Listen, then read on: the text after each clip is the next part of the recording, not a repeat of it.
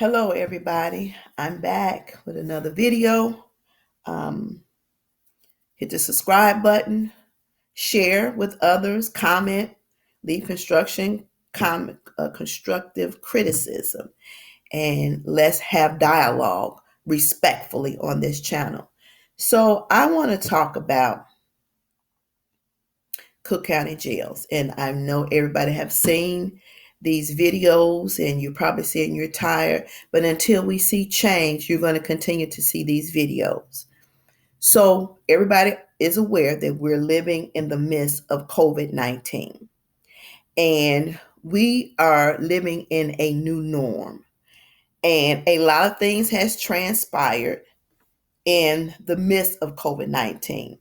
But what has not changed is the conditions in Cook County Jail and the conditions in Statesville and the conditions across these United States in various prisons.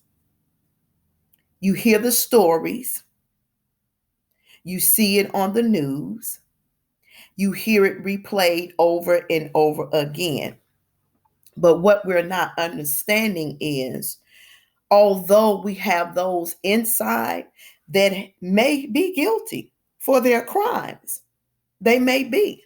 But when the system becomes unbalanced and when the system becomes only of color, determining how you're going to judge somebody, when the system judges the person who's been detained by their financial status, by the color of their skin, by their ethnic race, then that becomes a problem. Then our judicial system no longer follows the rules that it was set up to follow. We have seen over and over again, we have seen it played out on media, the misuse of Black men by police. We have seen stories come out where those who have been incarcerated for decades that were found guilty because other organizations have went in and reopened cases, did DNAs, and found out that they was wrongfully convicted, but their life has been stolen and you can't get those years back. Families have been broken because of that. And the fact remains that everybody who's in the arena who makes a decision to send someone to prison is accountable. So that means that your judge, your public defenders, your state's attorneys, your police officers are accountable for how everything plays out in the courtroom and how it plays out in being fair and how it plays out in the transparency of making sure that those inmates or those detainees' rights are not violated. And that's not happening because, as I've stated before, statistically, 90+% who are incarcerated are of ethnic race. So right there, that should make you think, what is wrong with this picture? Why is it only ethnic race that is occupying these prisons across this land and country? Because I know white folks commit crime. They do. But it seems to be when a white person commits a crime, they are treated better when they're being pulled in by the police. And they go in, they automatically get a bond, and then they get to go home to their families. The household is not disturbed. The children is not missing the parent. But when a ethnic person is arrested and goes into the system, again, as I stated many times before, they are automatically labeled a threat to society. Now, nobody has checked their record, see if they have any history.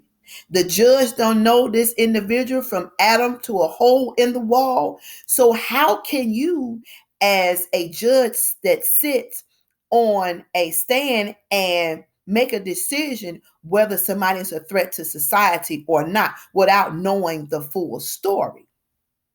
That's another thing that's very questionable. You haven't read into the records. You going on what the state's attorney is presenting when the state's attorney really don't have all the facts as of yet neither. So it makes me think this is how we are overloaded with those who are of ethnic race. And then the excuse is some of them can't afford bond. Well, most of them have not even come up for their cases yet. And to hold an individual for 1, 2, up to 5 years and stall their case, that is ridiculous. Now, this is where the elected officials come into play because you are the accountable parties who allow this to be. You all sit behind closed doors, you make these rules and these regulations, and you don't think it out, neither do you care. You have become cold, cruel, and cold-hearted. Except when it's your family member or your closest friend or one of your colleagues' family members or friends, then you have a heart. Then you want to change some things. Then you want to make exceptions to the rules. That's not how that should be. Everybody deserves to be treated fairly. And the rule of thumb is you are innocent until proven guilty. Stop labeling individuals. And then why do we have chief judges if they see these incidents going on, if they see these tides going this way and they don't pull it back?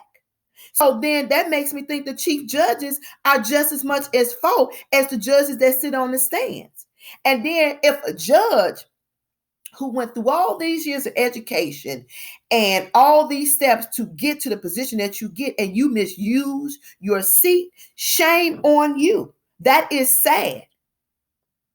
To make a call on someone's life without really looking at the facts, or because you think in your mind the black people should be locked up because they're guilty anyway, since we all look alike, so we all got to be guilty. Who does that? And why are you sitting on the seat if you can't be fair? You can't be transparent and you can't be honest. A lot of these cases could have been closed a long time ago. You continue. You stall. And again, you all can get evidence when you want to get evidence. You can find out the information what you want to find out when you want to find out.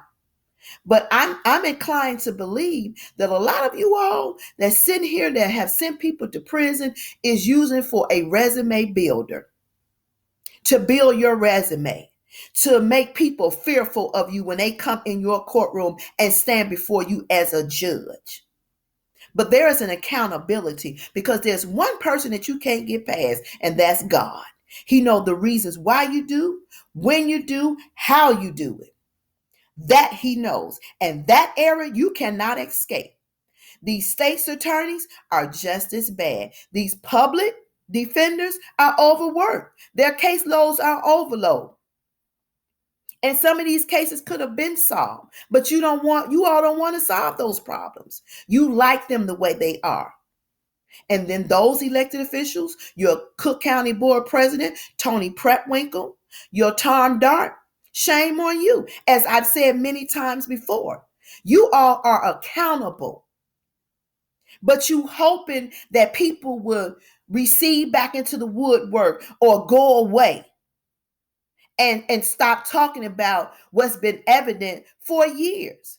But now, since we're sitting in a standstill moment where we can see what's really going on, we can absorb what's going on, what's being told to us, now the light is being shined in a different way. Today, I received a message that an inmate killed himself in Cook County Jail. A nurse had a heart attack inside of Cook County Jail, and another inmate attempted to kill himself in Cook County Jail. So, why is this? Because everybody cannot handle being confined. And then you all don't provide no outlet. You double up, you triple up on these cells. And if that individual has never experienced it and they feel like they have no hope and they don't want to go through the process and they don't want to deal with the system trying to force in a plea bargain to something that they did not do that will go on their record for the rest of their lives, that's going to haunt them for the rest of their lives, then they figure out the best thing for them to do is to just end it. They don't want to go through that process. But what you all don't understand, it don't only affect the inmate, it affects the family. What about the mother? What about the kids that they potentially could have left behind? You all don't have a care in the world. And then when it comes to the forefront and when the news media get enough ball to tell it, then you want to play it down. Like you don't understand why these things has been happening when you are very much fully aware of what's going on inside those walls. You know the conditions in there. You know it's nasty in there. You know that they're not getting the proper medical attention that they need to get inside those walls. You know that some individuals in there could be very brutal. You know the troublemakers. You know that. You know the good officers and you know the bad officers. You know the slop that's being fed. You know the infestation that's going on in there. So let's call it for what it is. Instead of sugarcoating it and try to dress it up and put a bandage on it, and then you don't want nobody to talk about it. Well, guess what? It's going to be talked about. The covers are going to be pulled. The shades are going to be rolled up because this is ridiculous. I don't care what you say. No matter if they're guilty or innocent, they are still human beings and they should be treated as such, like human beings. And to treat somebody in a way you would not want nobody to treat your family members, shame on you. So they have no visitation right now that's going on. So you can set up some Skype. You can set up some Zoom. There is many avenues to keep them from being so frustrated and irritated. One microwave to 40 men or 40 women. Who does that? What does that happen? But yet and still, what individuals and people don't understand is tax dollars are being used. They don't understand that. Now, families are pouring into these institutions. They're putting money on the books so they can go into commissary and buy merchandise that's supposed to be $8 out here, but it's $20 on the inside. $100 is no money. So you spend $100 a couple times a week in there, that's $300 inside the prison system. And $300 has been taken from a family member that they need to pay a light or a gas bill. Plus, they have to put money on the books because they have to have money to make phone calls. Phone calls are not free.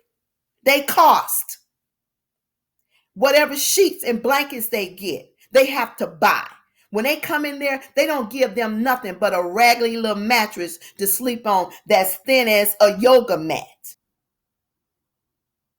And then they pay a company to cook that's feeding them slop. And then you wonder why they got high blood pressure, they got diabetes, and all this other stuff. I saw a video which broke my heart the other day. A mother sitting outside a building crying because her son, something happened to him inside a prison. Don't know what it was. They cannot understand it. He's in a hospital bed. He can't talk. He can't walk. All he could do is move his eyes. And they would not release him for a medical condition. He can't run. He can't talk.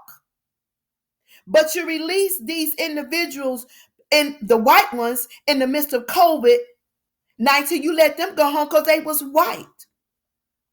And they had nowhere near the condition this young man had. And the mother showed the video of him laying in the bed. And all he can do is roll his eyes and raise his thumb up. He couldn't do nothing else. Is this how we're doing in the United States of America? Is this what we have come to as people? This is inhuman treatment. And it's a violation of some of those individuals' rights. And it's sad that you all sit back and you allow it. They got a petition to protect the officers in the midst of COVID-19. Why should you have a petition to protect the officers in the midst of COVID-19? Everybody should be a concern inside those prison walls. Whether it's Statesville, Cook County Jail, I don't care where it's at. They should be a concern. You make sure your families are covered. You'll go home and social distance and sleep in your beds with no problems. But you don't care. But then when election time comes, you want to run this lie like you have done such an outstanding job and you ain't did crap. So you're being called out.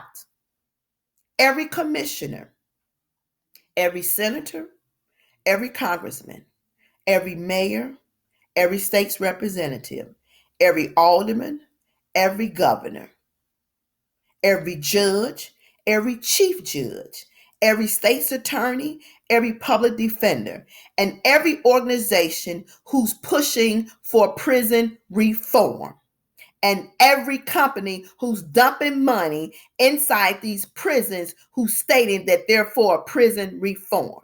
It needs to happen like yesterday. It should have been happening a long time ago. And until it happens, these videos are going to continue to occur. Emails are going to continue to go out. Letters are going to continue to be written. And other avenues are going to come up as well. It needs to stop. This is ridiculous. It is sad. And for those of you all who think that they get what they deserve, no. They don't get what they deserve. They need to be processed fairly. And their rights need to be honored in the correct manner. And you only say that because it has not hit your front door as of yet. But if it hits your front door, would you feel the same way as the statements as you are making now? And if you want to keep it 100, white people commit more crime than black people. Let's keep it real. You're legalizing slavery by using the prison system to incarcerate the black man, the Italian, well, the Spanish man. You're using the system for that purpose. You're using the system to break the family. You're using the system to destroy a family. And then you wonder why we're sitting in the midst of COVID-19. God ain't pleased with the ignorance of our elected officials and those who are in charge. He's not pleased with your behavior and how you've conducted or did things in the office, in the position in which you hold. And then you go home like you've done such a great job. You're patting yourself on the back. You should not pat yourself on the back. Now, let me say this. There are some judges out there that who does what they should do. But you know that old saying, one apple spoils the bunch.